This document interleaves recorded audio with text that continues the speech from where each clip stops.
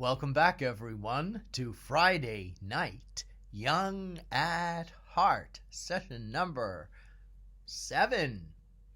And I'm Father James DeLuzio, ready, willing, and able to share with you nursery rhymes, stories, songs, poems, Mother Goose, Aesop's fables, Lewis Carroll, limericks, larks, and such, to make us all keep that spirit of being young in heart, young at heart.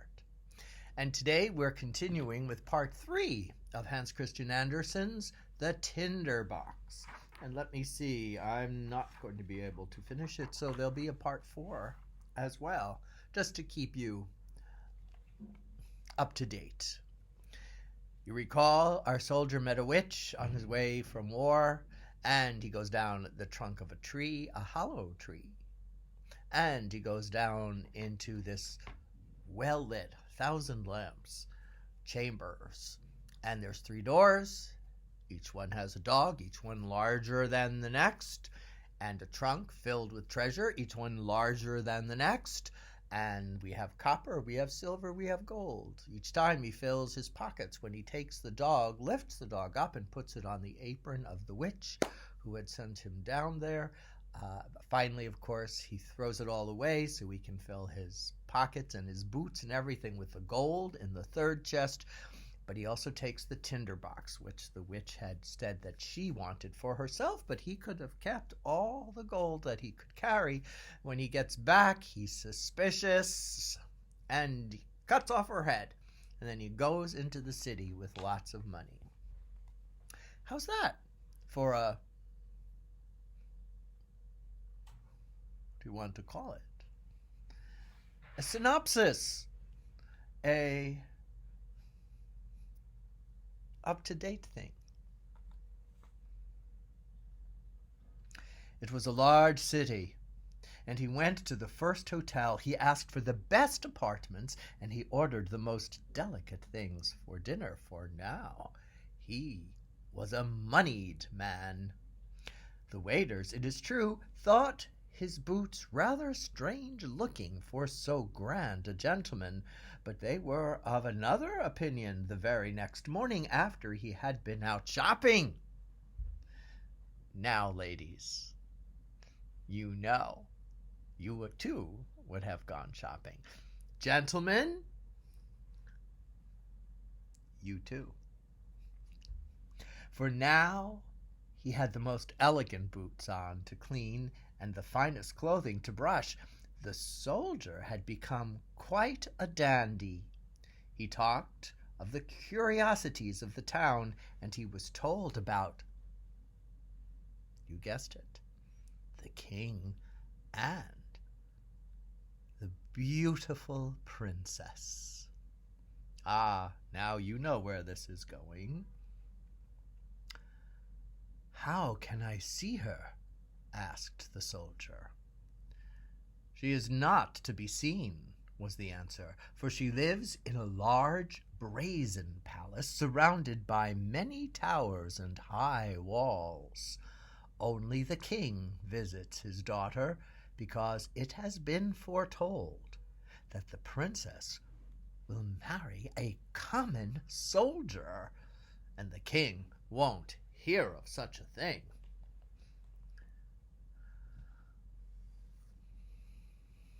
I'd give the world to see the princess, said the soldier. But as to getting a permission, it was no use of thinking of such a thing. Meanwhile, he led a merry life. Why not? He went often to the plays, he drove about in royal parks, and he gave a good deal to the poor. A fine young lad. It was praiseworthy of him to be charitable, but he knew well enough by experience what a poor fellow feels who has not got a penny. He was, moreover, a rich man, had handsome clothes, and many friends now who told him every day that he was an excellent creature, a perfect gentleman.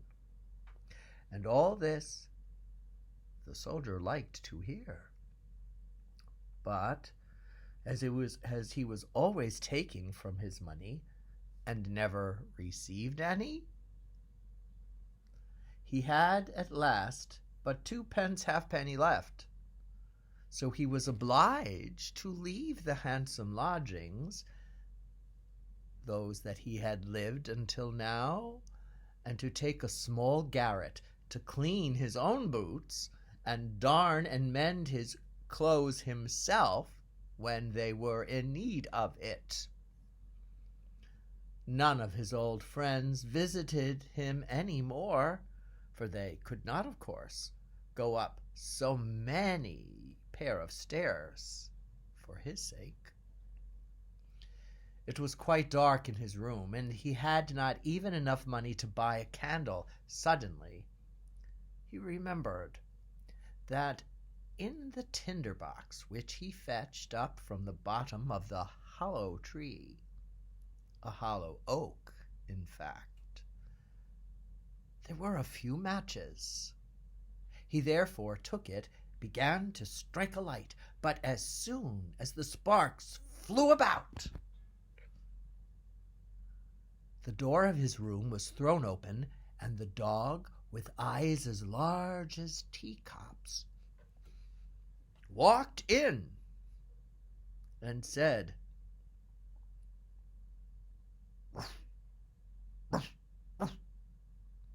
"What do you please to command?"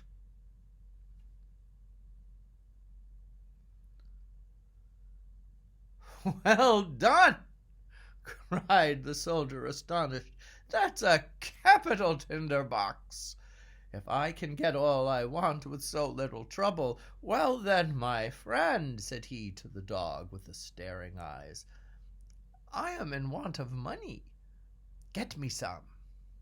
Crack! The dog had vanished, and crack! There he was again, standing before the soldier, holding a purse filled with copper coins between his teeth.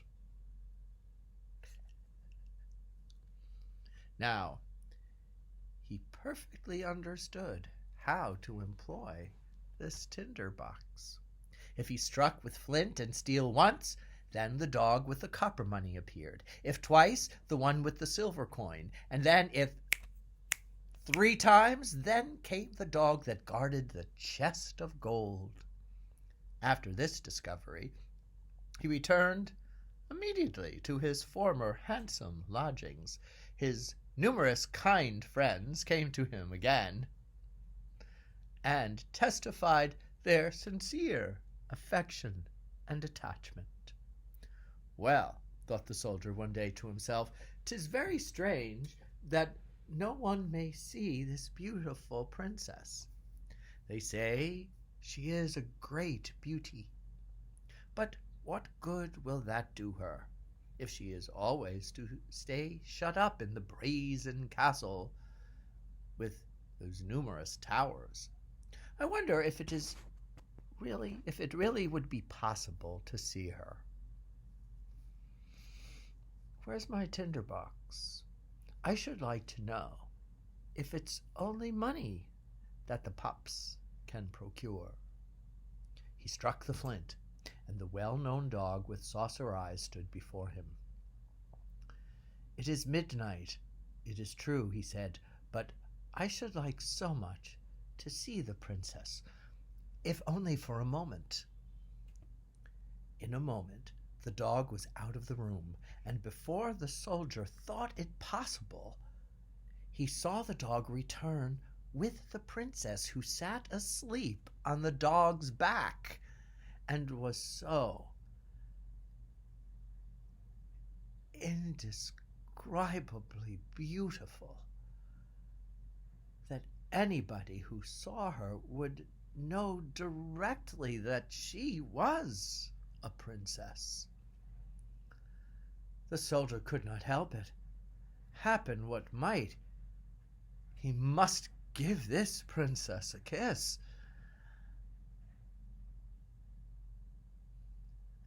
And so he did. Then the dog ran back again to the palace with the lovely princess.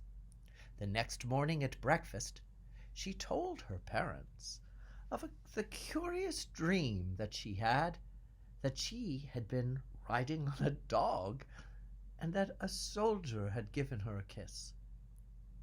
"A very pretty affair indeed," said the queen. So now it was agreed that next night one of the ladies of the court should watch at the bedside of the princess to see into this matter of the dream. Well, there you are.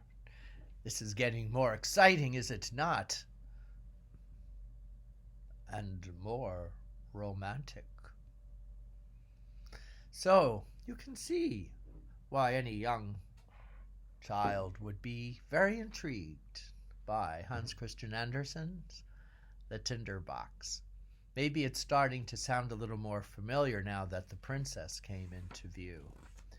But isn't it charming and isn't it interesting? How original for Hans Christian Andersen to allow the prince to have a kiss, but not to awaken the princess. And that she's dreaming what's actually happening.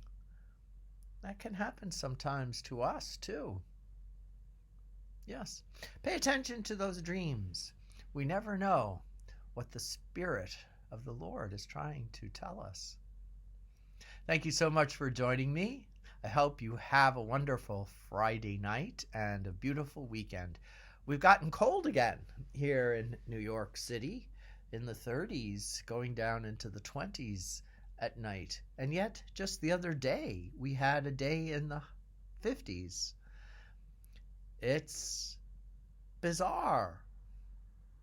Thank you for joining me. God bless you all. See you next week for the conclusion of The Tinder Box by Hans Christian Andersen. And join me, please, on Tuesday nights for Luke Live Online as I continue with the magnificent, powerful, inspirational Chapter 6.